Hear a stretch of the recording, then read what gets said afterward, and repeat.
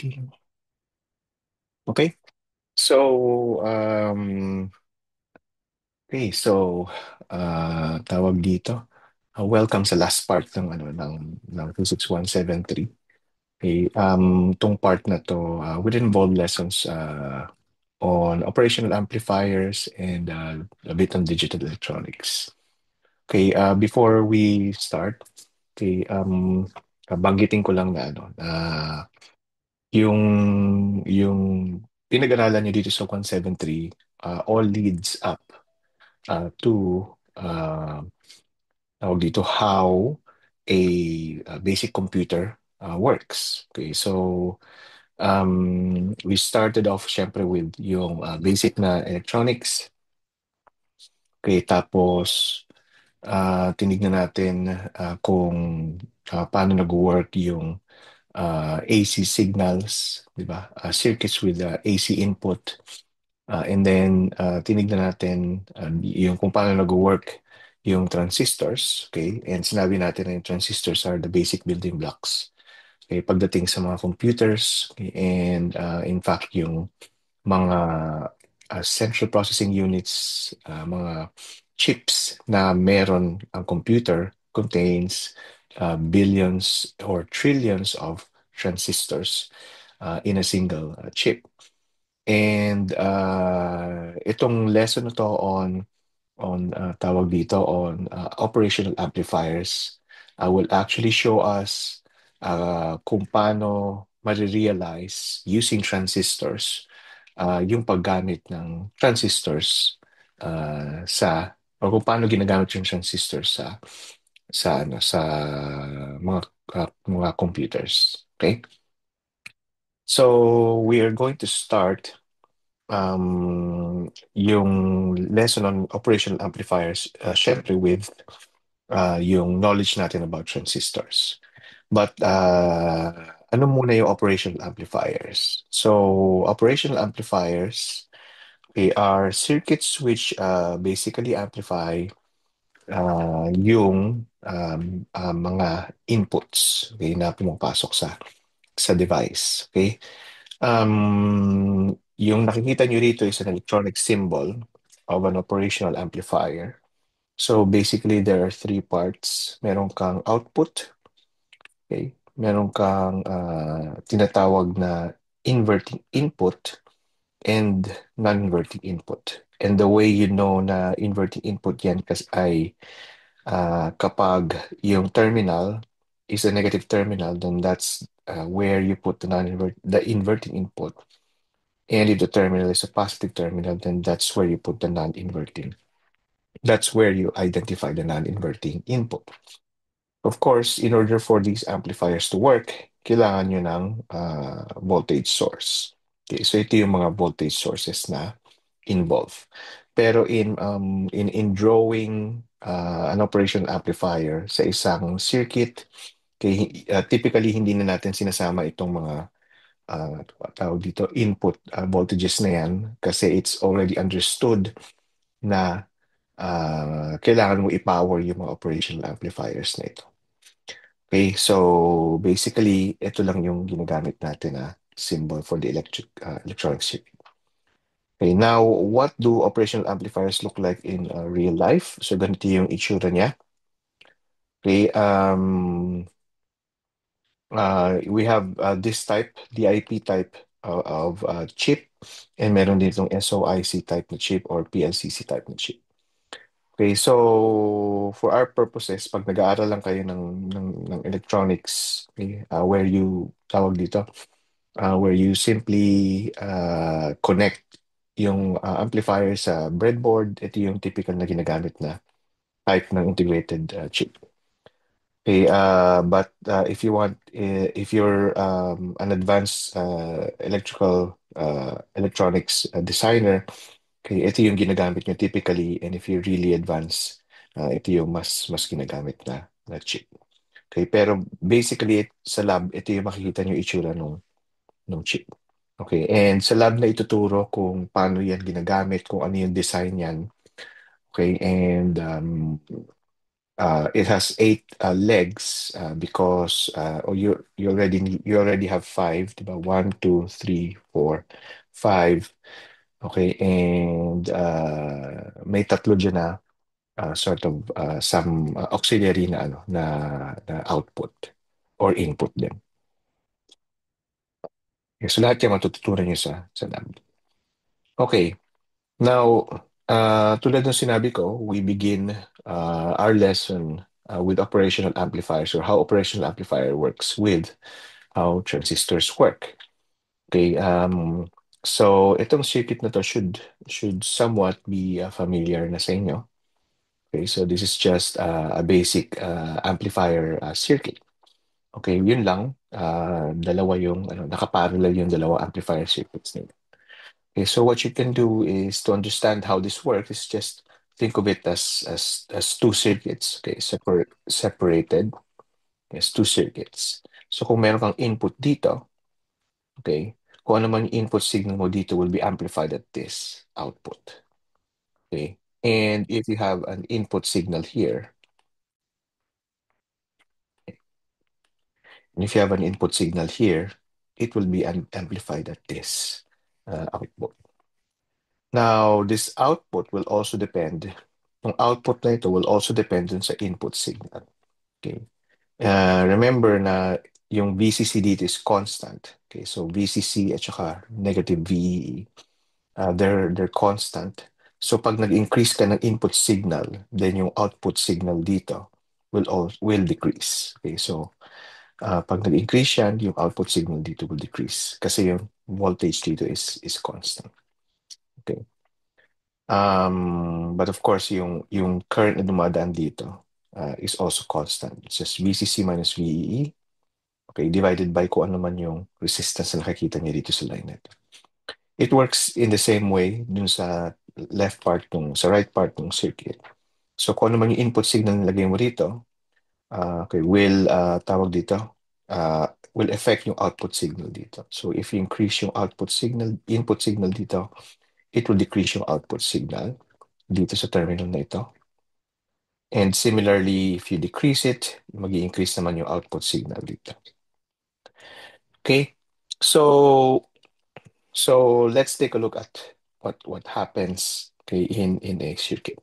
So let's tingnan natin muna tong circuit nito na magkaiba yung input signals. Actually, pareho sila pero out of phase sila by 180 degrees. Okay, parehong amplitude.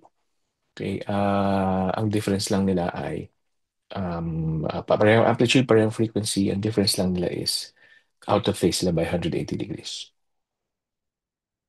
So, ano magiging tawag dito, magiging output signal dito.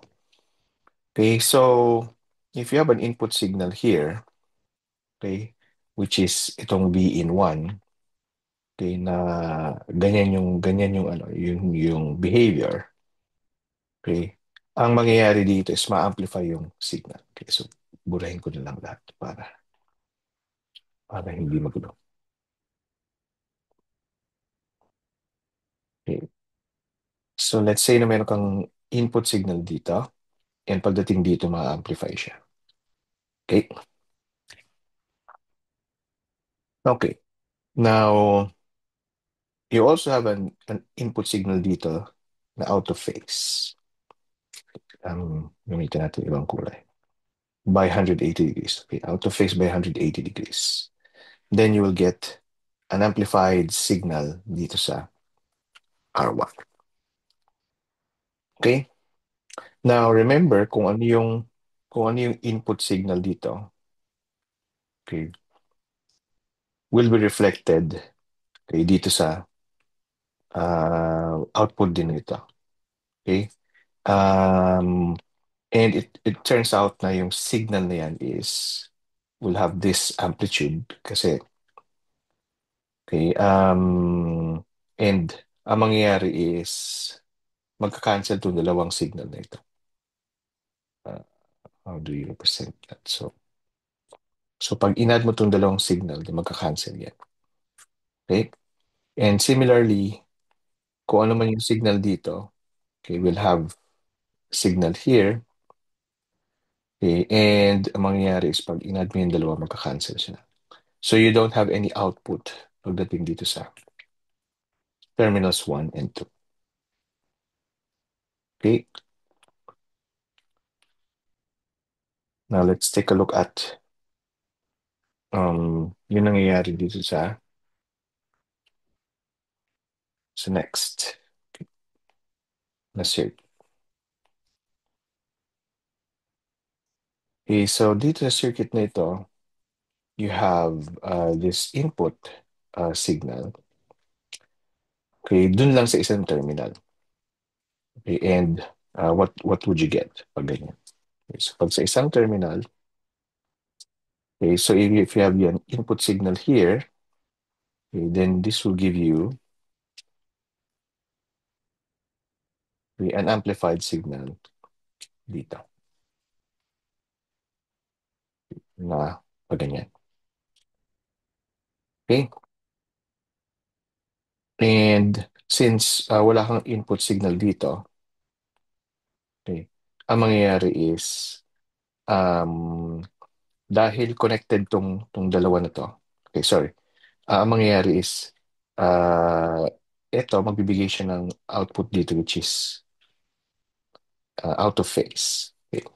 So kaya pagdating dito, yung dalawang signals ay out of phase. Okay, similarly, okay, kung ang input signal mo lang ay dito, okay, it will be amplified here. Okay, then you'll get a signal which is out of phase here. Okay, dahil dito sa signal na ito. And that's what you get for when you have an input only at terminal 2. Okay, so dito. Okay, and that's why when you get these two signals, sorry, mali pala yung explanation ko kanina. So that's why when you have these two signals, so if you have a small signal here, sorry, if you have a small signal here, it will increase here. Then if you have another signal here, which is out of phase, may invert pala, no? May invert. So dapat ganyan siya. So mag-a-add sila, hindi sila magka-cancel. Okay, so mag-a-add sila. So ang output dito ay okay, yung same na input signal, okay, pero twice yung amplitude. And similarly, kung meron kang input signal dito, okay, then you get this output signal here. And dahil dito sa small input signal sa input 1, then you also get a signal here. Tapos ma-amplify sila. Or ma-add sila twice. Okay? Kaya yun yung makukuha nyo rito. Okay? So, you can imagine kung ano mangyayari pag pareho yung input signal. So, if you have both input signals the same,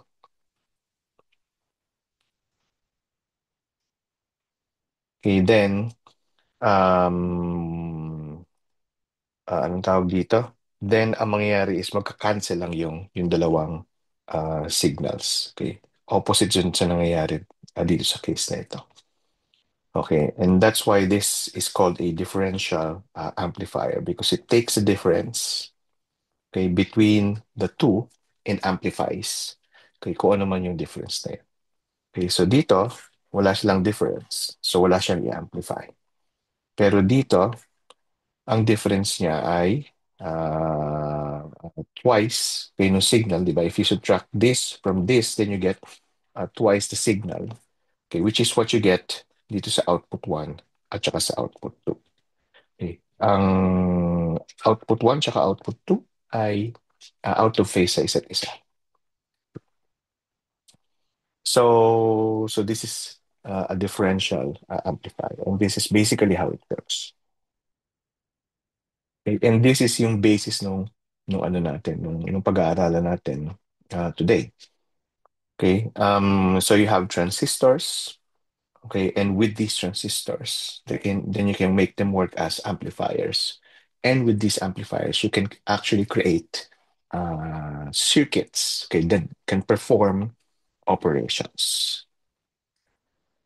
Okay, so this is what an amplifier uh, or how an amplifier is represented.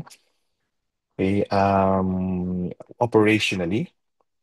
Okay, in the ideal operational amplifier representation, okay, you have these two inputs. So this is the inverting input, and this is the non-inverting input. That's the output ninyo. Okay, and ideally, okay, the impedance between these two input terminals is infinite. Okay, and yung impedance dun sa output is zero. And if you don't have anything connected, then yung gain, okay, between these two terminals, okay, yung gain from the input to the output, okay, is infinite. Okay, so yun yung ideal case. Okay, so practically, okay, of course, wala naman talagang infinite input impedance. So this impedance here is very high, and this impedance here, the output is very low. Then you have a voltage gain which is very, very high then. Pero it's so high na for practical purposes, hindi mo talaga siya pwedeng gamitin. Okay, so instead, we introduce what's called a feedback network to sort of control kung ano yung magiging gain ng operational amplifier. Okay? And itong feedback network na to, yun yung magsasabi sa atin kung anong klaseng type ng circuit ang meron. Okay? And yun yung pag-aaralan natin ngayong araw. Yung iba't ibang types ng feedback network and what it does. Okay, and this will also define kung anong klaseng operation yung gagawin natin with the operational amplifier. Okay, so ito yung dalawang kailangan yung tandaan, okay, when trying to understand what is happening in an operational amplifier circuit. These are called the golden rule. So ito yung tinatawag na golden rule number 1, and then yung golden rule number 2. Okay, so golden rule number 1, the input draws no current. Okay, and that's pretty easy to see kasi yung input has infinite impedance. Okay, so walang current ideally na dumadaan between the two inputs. For golden rule number 2, the output will do whatever it can to make the voltage difference between the two inputs zero. Ideally, okay, you have tawag dito, you want zero difference dito. Okay, but of course, in practical situations, you you use a feedback network to make that happen. Kasi typically, you only put a signal dun sa input, and then this is grounded. Okay? Okay. And therefore, merong a difference between them. But you use this feedback network, okay, para yung dalawang inputs na ito, okay, ay maging zero. Yung difference between the two inputs ay zero. And ang nangyayari dyan is that it produces an output, okay, so that it forces the inputs or the difference between the inputs to be zero. At yung output signal na yan, okay, yan yung amplified, it turns out na yung output signal yan yung amplified signal ng input signal. Okay, so makikita natin yan in the practical circuits that we're going to study. Okay, so ito yung dalawang golden rules. Input draws no current. And number two, the output will do whatever it can to make the voltage difference between the two inputs zero. Okay, so yan lang yung tatandaan natin. So, okay, so in this case, this is called a voltage follower. Okay, and it has unity gain. Okay, itong CL na to stands for closed loop. And closed loop means na meron kang feedback network kasi kinlose mo yung loop dito. If you have this kind of amplifier, so this is an open loop amplifier, and yung ginagamit mo na gain dyan is AOL. So open loop gain. Okay? So this is closed loop, and yung amplifier na to is has unity gain. And anong purpose ng ganitong klase mga amplifier? Ang purpose nito is typically a buffer. Okay? Kasi we know na yung input impedance dito is extremely high. Okay? And dito naman yung output, okay, output impedance is low. So if you have two circuits na magkaiba yung impedance, okay, so in order to match yung impedance, okay, what you do is to use this voltage follower. Okay, remember that dun sa first part ng Physics 173, you want your circuit and yung load resistance, for example, or yung load resistance, for example, to match in order to have yung maximum power transfer. Okay, yun yung tinatawag na maximum power transfer theorem. Okay, so yung expressions for the gain or for the input ay given by these. Okay, hindi ko na-explain yan. Okay. But kasi this was derived in different way. Okay. But tawag dito, suffice to say na yung closed loop gain itong circuit na to ay unity gain. So this is a voltage follower. Okay. Now this circuit is a non-inverting amplifier. Okay. Now it's called a non-inverting amplifier kasi yung input signal ay nilalagay niyo dun sa non-inverting uh, tawag dito, non-inverting input na terminal, non-inverting terminal. And yung gain dito, okay, will be tawag dito, yung phase ng output signal will have the same phase as the input signal. Okay, so hindi nag-invert yung signal yung output signal relative to the input signal. Okay, so let's try to use yung golden rules dito, okay, sa circuit na ito. So itong naka-highlight na blue, okay, yan yung ating feedback network. Remember na ito yung binabago natin, yung feedback network na yan.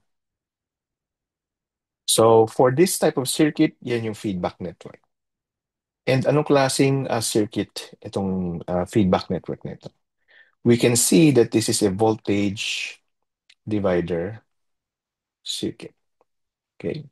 Katulad nung sinabi ko sa inyo before, di ba? Napaka-useful ng voltage divider. So you can practically see it in a lot of circuits, okay, na ginagamit. Okay. Okay, so if you have an input signal na connected dito sa non-inverting input, okay, and then you have these voltage divider circuit as a feedback network. Okay, so anong mangyayari dito ngayon?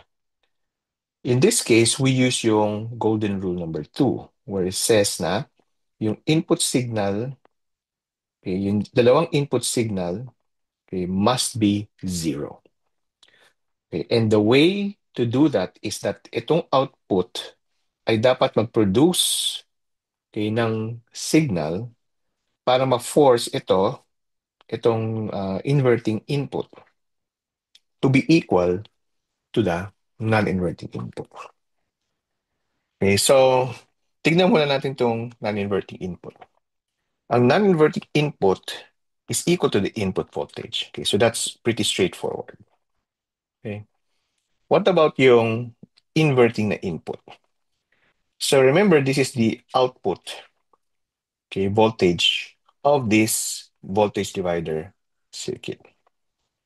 And from our voltage divider equation, okay, the output here is the Ri over Ri plus Rf. So Ri over Ri plus Rf times yung output signal. Okay. And yung output na to is the voltage dito sa non-inverting, sa inverting input. Okay. So that's also the feedback voltage. Kaya VF yung nakalagay dyan. Okay. So yan yung voltage, okay, dito sa sa inverting na input. Okay. So yun yung ginagawa dito. Yung output ay dapat mag-produce ng signal such that ito ay magkakaroon ng voltage which is equal to this. Okay. Now, since they are equal, we can equate them, di ba? So, V input will be equal to V output. And by definition ng gain, V output over V input will be equal to Ri plus Rf over Ri, okay, from this equation. Or 1 plus Rf over Ri. So, yung gain ng circuit na ito, yung gain ng non-inverting amplifier na circuit will be equal to this. Okay, so 1 plus Rf over Ri.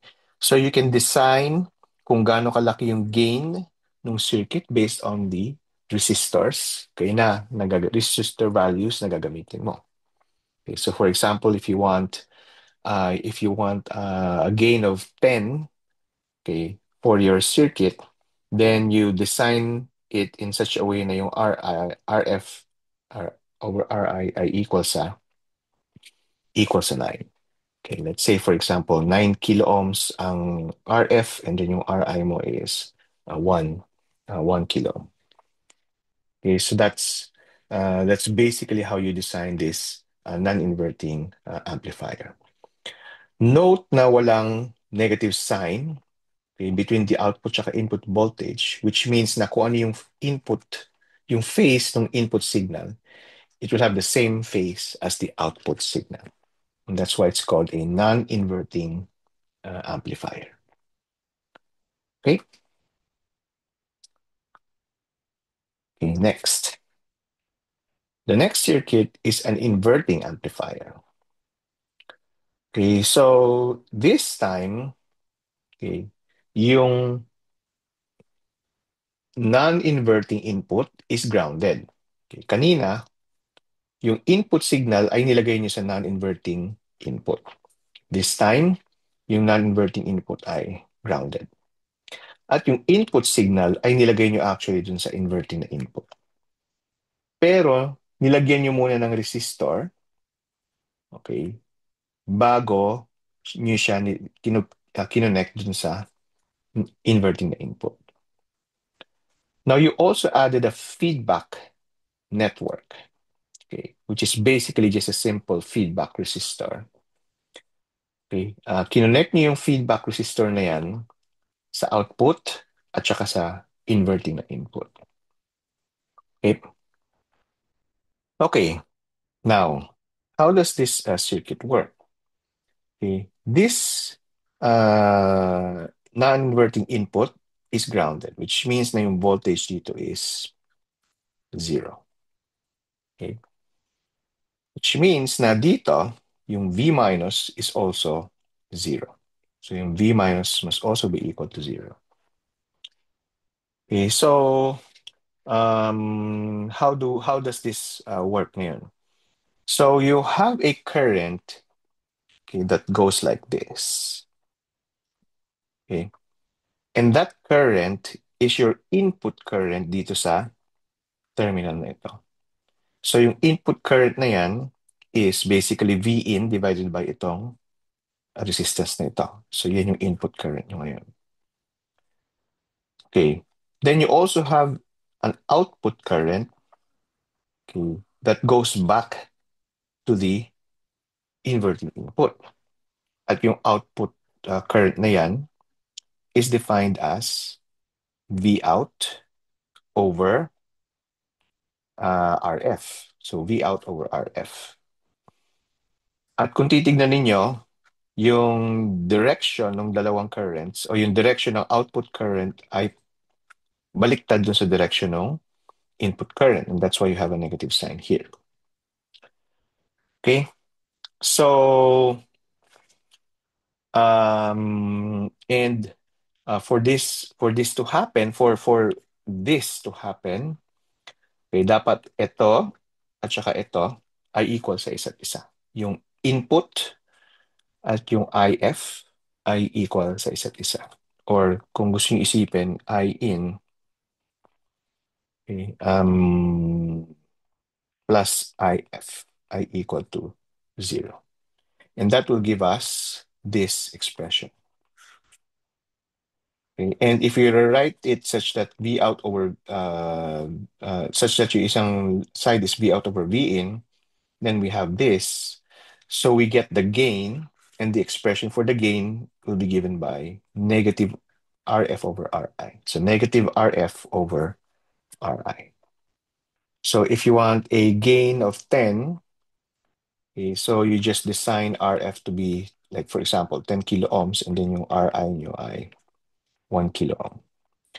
But dahil sa negative sign na ito, kung ano man yung input signal will be inverted or by 180 degrees, okay, out of phase dun sa output. Okay, so that's how this circuit works. That's how the inverting amplifier circuit works. And yan din yung reason kung bakit tinawag siya na inverting amplifier, because the input is inverted, okay, at the output. Okay, any questions so far?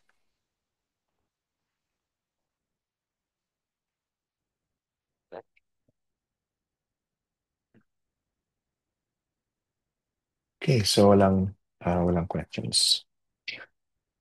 Okay, so yan. So medyo straightforward naman tong ano tong dalawang circuits na ito. We still have other circuits, okay, at yun yung i-discuss natin next. Sige, habang nilo-load ko to, sabihin ko lang din na, di ba, dun sa email, sinabi ko na itong part ng ano na to, ng circuit na to is, a part ng lesson na ito is the easiest of the four lessons. Okay. Um, and this is the reason kung bakit madali siya, kasi yan na yung equations na gagamitin ninyo, and all you have to do is to analyze yung circuit gamit yung anong tawag dito? Uh, golden rules. Okay? So let's take a look at a few more circuits. Okay.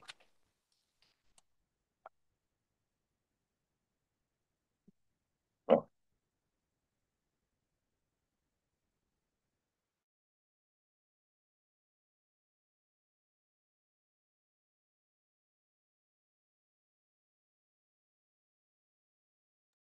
sorry.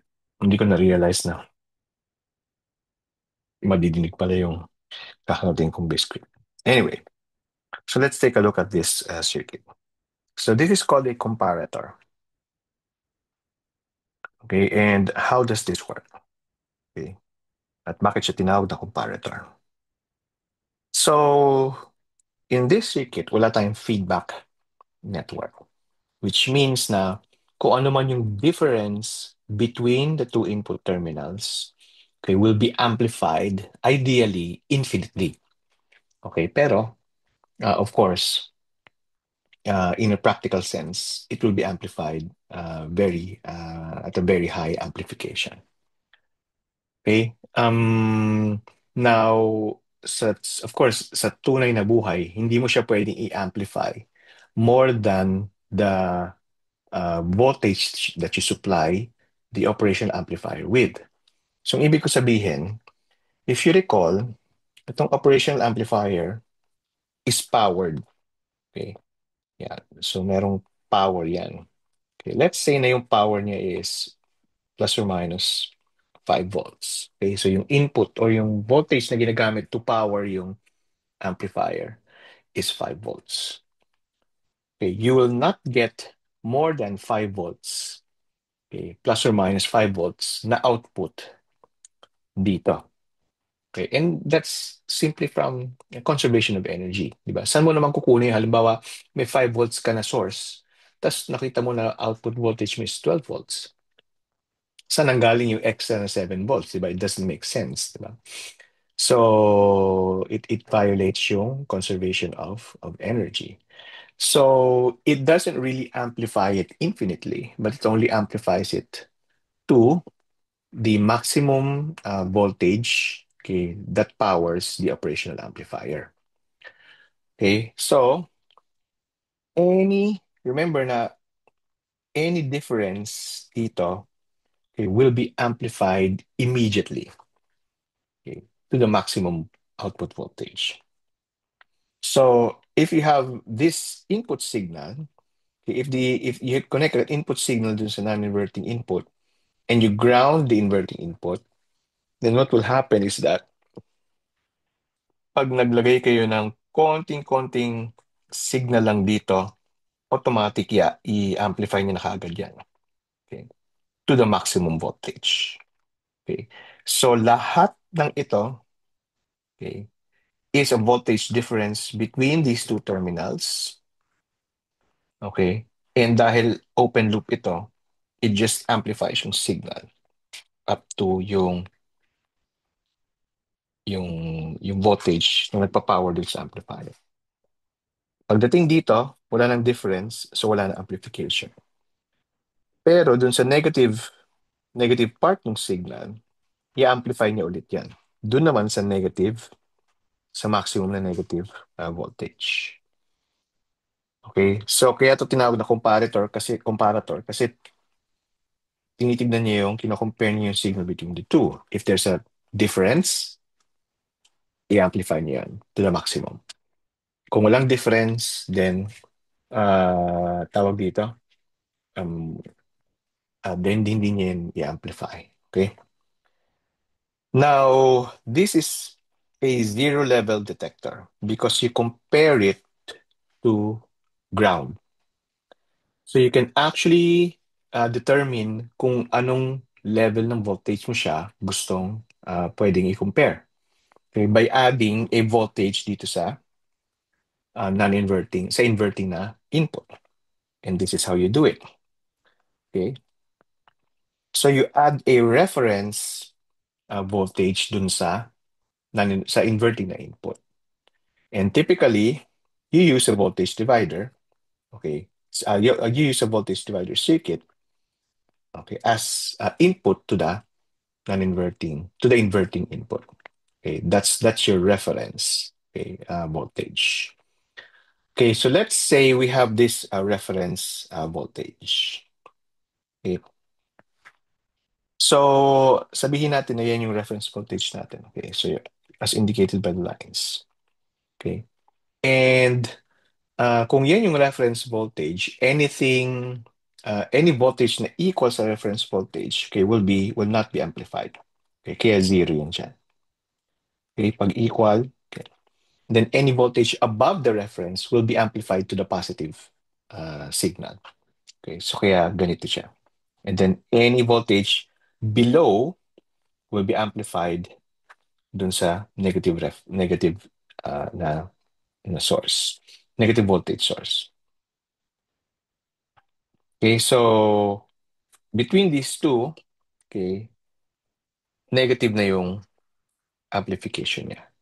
So now we can actually create pulses, di ba?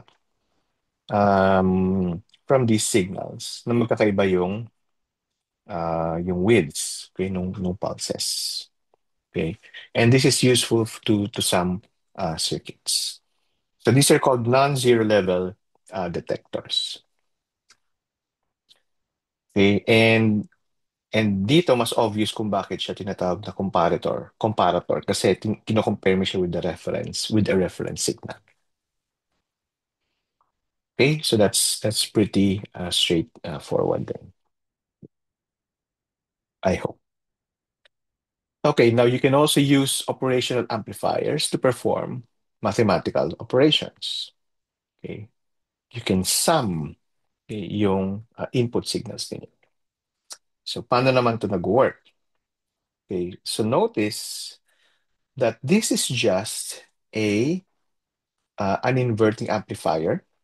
Okay, bakit siya an inverting amplifier? Kasi you have this input, then you have this resistor connected to the inverting input terminal. You have another input connected to a resistor that is parallel to this input and connected to the inverting inverting terminal, inverting input. Then you have this feedback resistor that connects the output voltage to the inverting input. Okay. So this is just this is basically just a inverting amplifier. Okay. Pero you have two parallel inputs. So how in this case how does this work? Okay, so you have a current, okay, going through R1. So I1 yan. Then you have another current going through I2. Okay. Through R2. I2 yan. Tawag natin dyan. And that current is V in 1 over R1. Kasi ito naman ay V in 2 over R2. Okay. Pagdating dito, you simply add yung dalawang currents na yun. Diba? From Kirchhoff's rules. I1 plus I2. So dito, you have I1 plus I2. And that current will be equal to the current, to the feedback current, which is V out over RF. Okay, so equal siya dun sa feedback current na yun. Okay, so based on that logic, we have this. Remember that this is negative kasi magkaiba sila ng direction. Okay, magkaiba ng direction yung I1, I2 with respect to IF or IT. Okay, and then we have this, tawag dito, we have this equation. Okay, now, if the feedback resistor are equal to R1 and R2, then syempre magka-cancel lahat yan. Then we have V out equals to V in 1 plus V in 2. And what this essentially does is you're adding itong dalawang inputs na ito, and that's the output that you get. Okay, so this is why it's called the summing amplifier. But keep in mind na meron ka pa rin negative voltage doon. Okay, so this is actually negative. Okay, so this is an inverting summing amplifier. So you have two inputs that are added at this point, and you get an output that's equal in magnitude to the two inputs, but out of phase by 180 degrees. Okay? Okay, so now we see kung paano ginagamit yung transistors to perform operations. In this case, a simple mathematical operation, which is adding a circuit. Okay, ang tawag dito? So again, we started from basic electronics to understanding how transistors works, and then to using these transistors, operational amplifiers natin. Okay, and then we get to perform in this case, a summing operation, okay, dun sa ating operational amplifier. So, So this is a simple operation ng isang electronic circuit. And that's tawag dito, that's how you do mathematics with transistors. So now you can imagine, di ba, pag in-scale up nyo to, like here you have mga dalawang transistors, okay, and you can already perform summing operations. But if you scale this up to trillions of transistors like in a computer, okay, then you can perform more than just a simple addition. Okay, you can perform a lot of operations. Okay, okay. So you can tawag dito. You can also add as many input signals as you want here. But in this case, hindi natin sinabi na yung feedback resistor are equal sa R1, R2, Rn.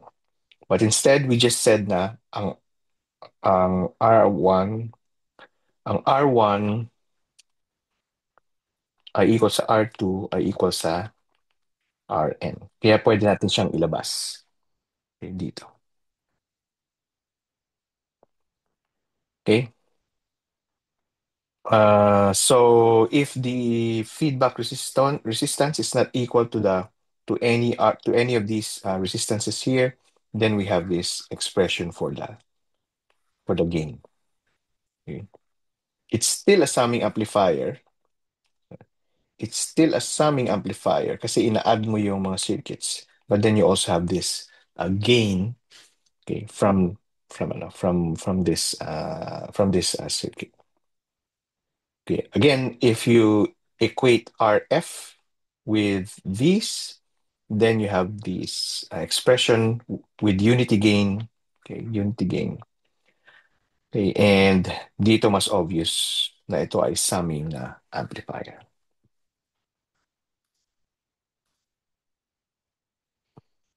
Okay, questions?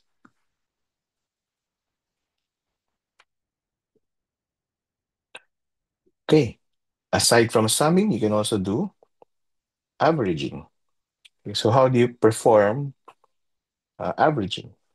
Well, you design the resistor, okay, in such a way na, okay, mag-average ka ng signal. Okay, so dito, it's the same summing amplifier as what we have here, pero ang gagawin mo lang is pipiliin mo lang yung values ng RF tsaka R, okay, such that RF over R is equal to 1 over N. Then you're essentially averaging, okay, yung output na signal.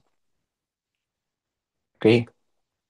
Or yung output na signal mo is essentially yung average ng mga input na signals. So, for example, in this particular case, they used 25 kilo ohms, and then yung input resistances ay 100 kilo ohms. So 25 divided by 100 is 1/4. And now you have an averaging amplifier. Okay? Okay. So hindi lang pala tawag dito, amplification, summing yung ginagawa. Hindi lang pala simple na algebraic operation. You can also perform, tawag dito, calculus. Okay, you have an integrator and you also have a differentiator. Okay? So pag-aralan natin yan ng konti. Pero before we do that, can you figure out how to do tawag dito, uh, um, a summing, but you take, hindi ko pwedeng sabihin differential kasi iba yun eh. A difference siguro, difference amplifier. So you take the difference between the inputs. Can you imagine how to do that?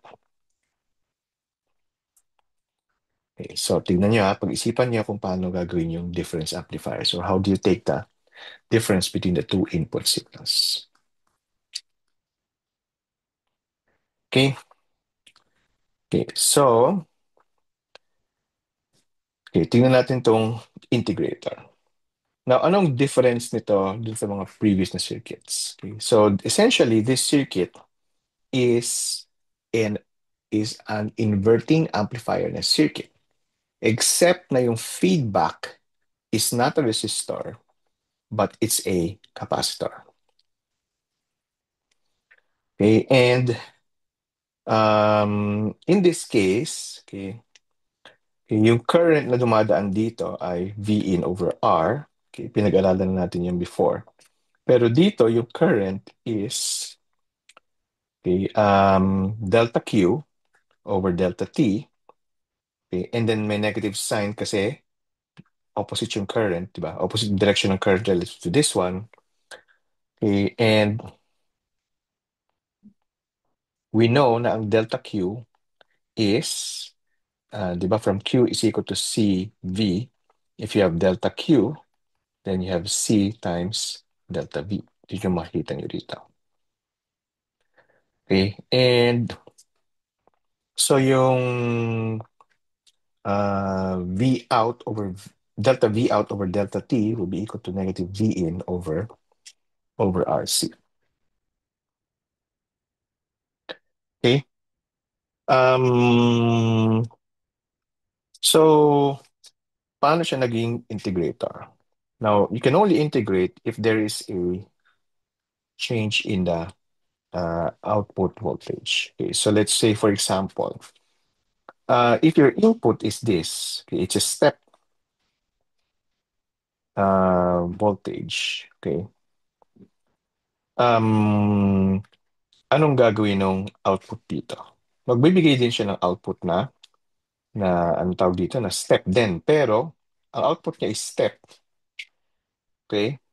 Step. Pero dahil may capacitor ka, it takes time para mag-charge. Right? Okay. So, kaya yung output nyo, okay, is actually pa ganyan. Okay. So, meron kang ganyan. Okay. But remember, this is negative. Okay. So, actually yung output ninyo ay pa ganyan. Okay. Pero dito, binaliktad niya kasi nandito yung Vmax sa ilalim. Okay, so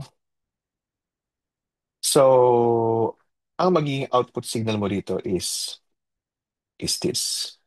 Okay, or are these. Okay, ito. Yan. Yan yung output signal mo. Okay, so it takes time kasi to charge. Okay, so you have tawag dito, a straight line. Now you might say, di ba ang capacitor ay merong exponential na may exponential na charging at saka discharging na behavior. Tama kayo doon na exponential nga siya. Pero you don't exploit, di ba? Ito yung exponential na signal. You don't exploit the full tawag dito, the full range nung charging tsaka discharging niya. You only use itong part na ito. Okay? So you design yung circuit niyo in such a way na yung RC, okay, is very, very long. Okay? So mataas yung time constant para mabagal na mabagal yung pag-charge niya. So, di ba ang galing? Kasi you have a step function. So essentially, it's a constant. And when you integrate that constant, you have a linear function, which is this one. Okay? So essentially, what you did is to integrate yung signal ninyo. Okay? Dito. And you can also do that not just for step functions, but also for sinusoidal signals. If you have a sinusoidal signal, it will integrate yung sinusoidal signal na yon according sa mathematics na alam natin. Pero you only have to design or figure out what RC or what time constant to use. Okay? So yan yung integrator na circuit. Okay. Now, differentiator. Okay, dito, differentiator naman. Now, anong difference nung integrator sa differentiator? Sa integrator, yung input ay resistor at yung feedback ay capacitor. Okay? Input ay resistor, feedback ay capacitor. Sa differentiator, yung input ay capacitor at yung feedback ay resistor. So in this case, okay,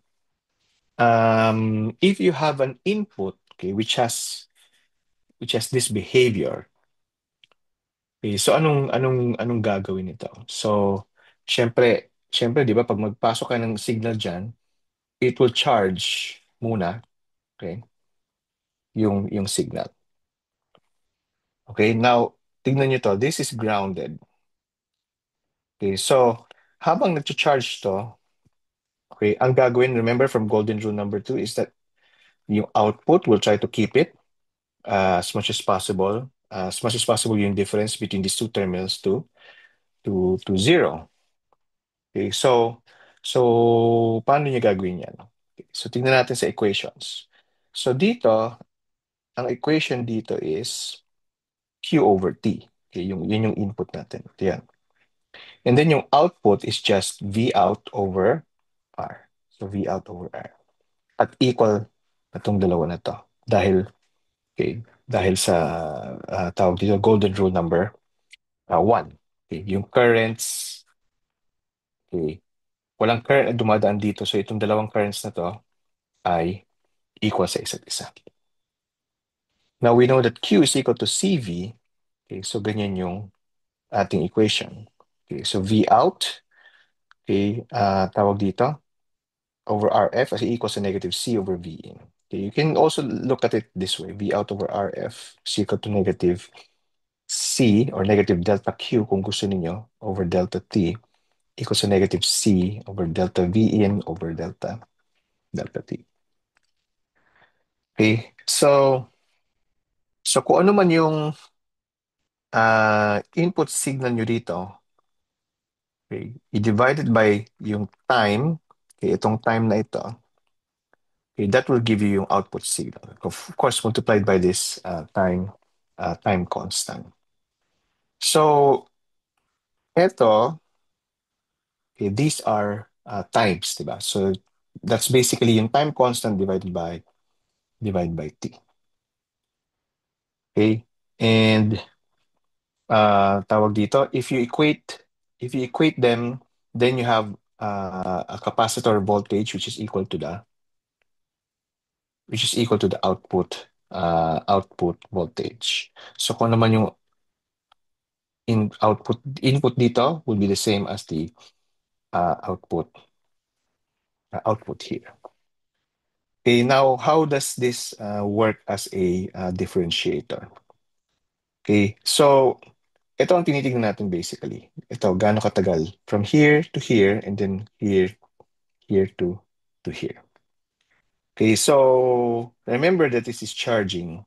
And if I immediately put a signal here, okay, like a step function, okay, okay, it will match yung charging ng circuit.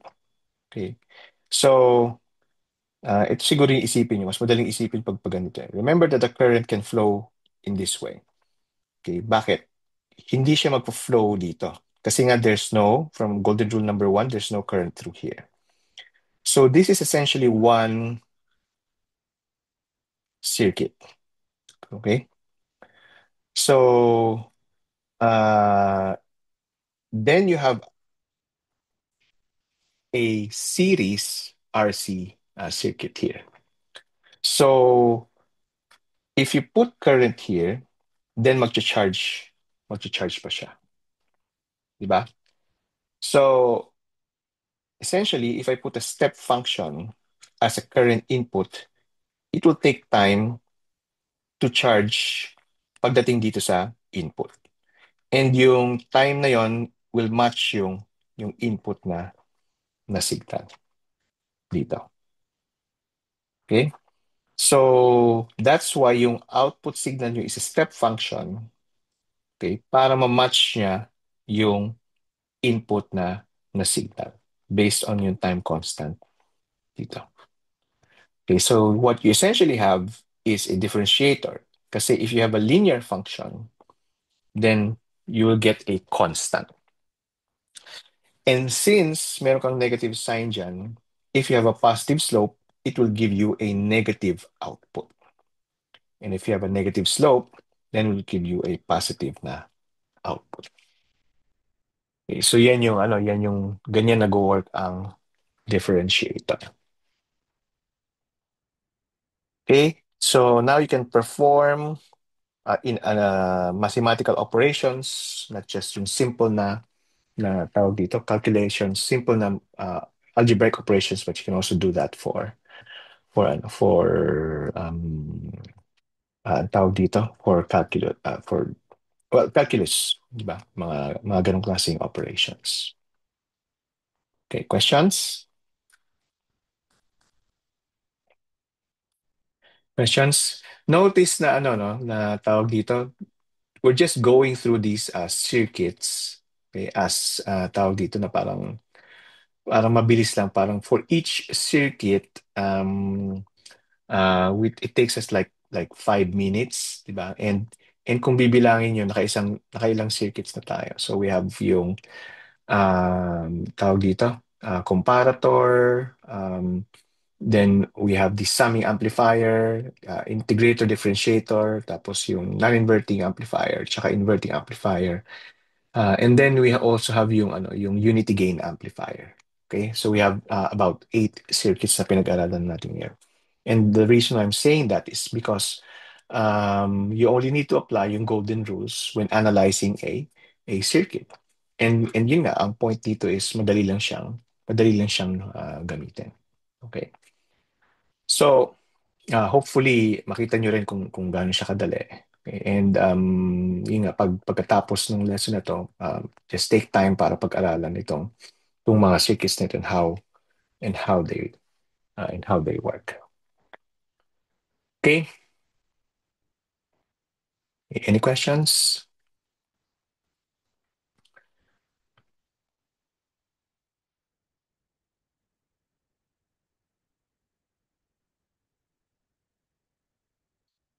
And it's really no tawag dito, no joke na ito yung pinakamadali sa apat na na, na topics. Okay, na pinag-aralan natin sa 173. Okay, let's see now.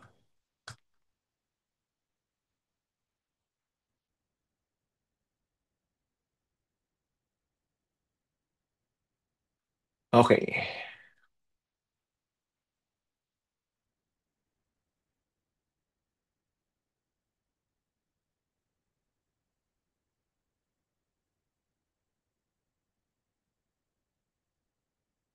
Sandali lang.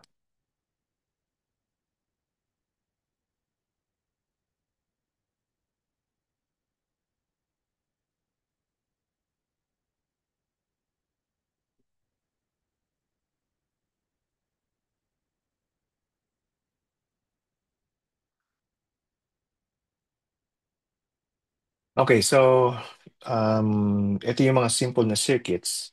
Of course, there are more complicated circuits, okay, na ginagamit or pinagagamitan nitong operational amplifiers. Okay? So doon na tayo pupunta ito na yung mga next na circuits na pag-aaralan natin. Okay. We won't go into much detail, okay? But instead, i-explain ko na lang sa inyo kung paano nag-work yung circuit as a whole. Okay. So, first, let's take a look at this type of circuit na ito. So this is not the Wien bridge oscillator. Okay, this is a simple lead lag circuit, okay, and a simple RC circuit. Okay, and pinag-aralan natin to before, at least yung ganitong klaseng type. Okay, so alam na natin i-analyze ito. Okay, so if you have an AC signal, what it does is that it will just give you an output, okay, which may or not be higher or lower dun sa input na signal. Depende kung paano nyo dinidesign yung signal nyo. but it does give you an output, okay, that has this response with respect to frequency. Okay, so it will have a resonant response. Okay, and with respect to frequency, merong maximum na response na ibibigay sa inyo itong circuit na ito. Okay, and yung maximum response na yan will be where the resonant frequency is. Okay. Furthermore, yung maximum voltage will only be, yung maximum na output voltage will only be equal to one-third the input voltage. Okay. So if R1 is equal to R2 and XC1 is equal to XC2, okay, the capacitive reactance ay equal sa capacitive reactance due to C1 ay equal sa capacitive reactance due to C2. Okay. Tapos ito yung resonant frequency na expression. 2 pi, 1 over 2 pi R times C. Okay, so this is called the lead lag circuit. And what we're going to do is to use this lead lag circuit as the feedback network, okay, dun sa ating operational amplifier. So we have this operational amplifier. Sa non-inverting input, doon natin kinonect yung lead lag na circuit. Tapos dun sa inverting amplifier, naglagay tayo ng voltage, tawag dito ng voltage divider. Notice na yung output, okay, ay connected to both the non-inverting input and to the inverting input through the respective feedback networks. Ito yung tinatawag na Wien bridge oscillator. Okay? And yung gain for this circuit, okay, will be equal to this expression. V out over V in is equal to 1 over B, which is yung gain ng lead lag circuit, okay, which is essentially, gain nung voltage divider circuit, which is essentially, in this case, equal to 3 if R1 at saka R2. If R1 is equal to twice R2. Okay? The second circuit na dun sa right is also Wien bridge oscillator na circuit. Okay, and it's just a combination of the lead lag circuit. Okay, combination of the lead lag circuit dito sa unang circuit na ito. Okay, so, but it's a little bit more complicated. Okay, but yun nga, hindi na natin explain yung ano niyan detail. But this is how it works. Okay, remember that okay, the gain of the closed loop circuit dahil dito sa voltage divider is 3. Okay, at doon naman dahil sa, anong tawag dito? Dahil dun sa, anong tawag dito? Dahil dun sa lead lag na circuit is one-third. So yung overall gain is unity. But, okay, this will give you a circuit, okay, that is, anong tawag dito? Oscillating. Okay, so bakit? Kasi remember, you want to keep the difference between these two terminals zero. Pero yung terminal na to is DC. Okay? And itong terminal na nandito is sort of AC kasi if you put it to the right frequency, then it will generate just a very, very small voltage sa simula, which is enough to cause some difference here. Okay, but dahil connected yung dalawang circuits dun sa output, okay, yung difference na yan will never be, met. Okay? So, mangyayari is mag-oscillate lang siya na mag-oscillate further. At the same time, mag-i-increase din yung signal. Okay? Until it reaches a maximum voltage as defined by kung ano man yung overall na gain. Okay? So, this circuit actually pushes, okay, the whole circuit, the operational amplifier to produce an output that is oscillating. Okay? Kasi sa simula, meron kang maliit na voltage dahil dito sa lead lag na circuit mo. Okay, and that small voltage is amplified for every cycle, okay, na nag-generate ng lead lag na circuit. Okay, and this is how you produce, tawag dito, one of the ways to produce a sinusoidal na signal. Okay, you can determine kung anong klaseng frequency yung mapoproduce niya based on this equation, okay, or by shifting yung resonant frequency to the right or to the left, okay, based on this equation.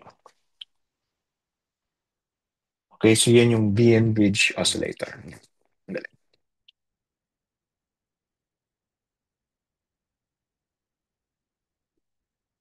So another circuit is a triangular wave oscillator. Okay, so for a triangular wave oscillator, we use what we already know, okay, na circuits. Sa first part, meron kang comparator. And then sa second part, meron kang integrator. Okay, so this is, tawag dito, medyo straightforward lang din to. Kasi ano bang ginagawa ng comparator? Ang ginagawa ng comparator is that, di ba, pag meron kang voltage dito, which exceeds yung ground, then it pushes it to the positive voltage. And kung meron kang voltage which is below the ground, then it pushes it towards negative voltage. Okay, so you have a square wave output dun sa comparator mo. Okay, and you use that output as an input to the integrator. At ano mangyayari if you have a square wave input sa integrator, then you have a triangular wave. Okay, so you can get yung output sa comparator here, and get another output from the integrator here. So you have two outputs, isang output na square wave at isang output na triangular wave. Okay, so this is basically a function generator. Okay, and you can dictate yung frequency based on this equation kung saan yung R1, R2, tsaka R3 ay nandiyan sa circuit na yun. Okay, and of course yung capacitor. Okay, so now you know how to make a sinusoidal signal and also a square, okay, in a triangular wave na signal. Okay, based on just simply by using yung operational na amplifier. Okay? Then, siguro ito na yung last na circuit na pag-aaralan natin for today. Okay, so this is a square wave relaxation oscillator. Okay, so ano ginagawa nung square wave relaxation oscillator? So basically, titignan nyo dito sa sa negative na sa negative part, o sa negative, sa inverting na input. Anong klaseng circuit yan? So yung capacitor mo nasa input at yung resistor mo ay feedback. So this is a differentiator. But note na yung input is grounded. Okay, hindi katulad dun sa differential na circuit, di ba? Okay, so ito sa differentiator, ito ay merong input pero dito ang input is grounded. Okay. Then you have these voltage divider na feedback network na nakakonect dun sa input sa non-inverting na input. Okay, so anong mangyayari dito ngayon? So if you have a signal, okay, so ang mangyayari dito ay wait, sandali.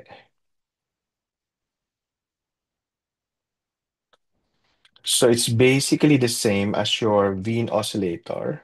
Okay, Wien bridge oscillator, 'di ba? Sa Wien bridge oscillator, andito sa andito sa yung voltage divider mo ay nasa non-inverting input, pero dito ang voltage divider mo ay nasa inverting na input. Sorry, baliktad. Ang voltage oscillator mo ay nasa inverting na input sa Wien bridge oscillator. Pero dito sa nasa non-inverting input siya.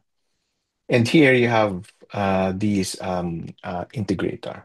So if you have um, uh, so this produces so this circuit produces a small signal here, okay, which is amplified in the same way as how the Wien bridge oscillator works. But it's not the signal that is tawag dito, generated is not a sinusoidal signal, but instead it's a sawtooth signal na nakikita nyo rito. And because this is tawag dito, and because this circuit is a differentiator, okay, magiging output dito, okay, so that itong inputs ay zero will give you a tawag dito, a step function. Okay, so ito yung magiging output na signal. Okay, so it's essentially differentiating itong signal na ito. Yun lang, imbis na triangular, okay, medyo curved siya ng konti. So, medyo sawtooth siya. So ano yan sa tawag dito? Sa, sa practical purposes, so meron siyang konting ano dyan. Okay, meron siyang konting signal na makikita niyo na pag na lalabas na ganyan. Okay? So this is a square wave relaxation oscillator. It's a relaxation oscillator kasi you have this signal that you convert into a square wave. Okay?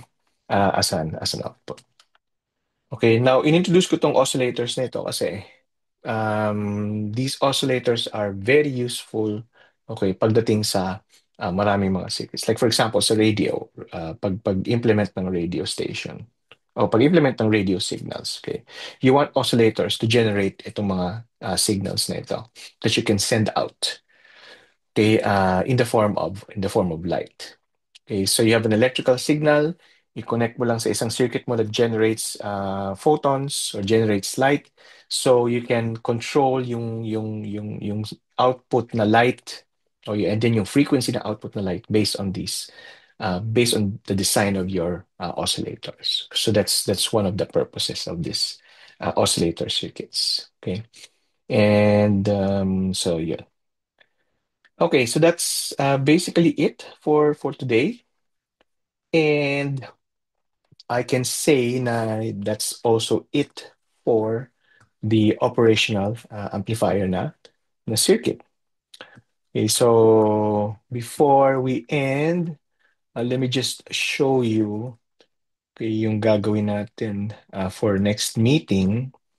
Okay, so for next meeting, okay, of course, magsasolve tayo ng mga exercises. Okay, and isi-send ko na sa inyo yung mga exercises na yun so na pwede nyo pagpraktisan.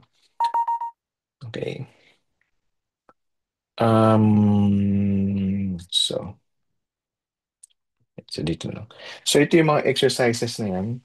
So if a signal voltage is 10 millivolts RMS, okay, ano yung magiging output voltages? Okay, so yan yung isang exercise and then yan.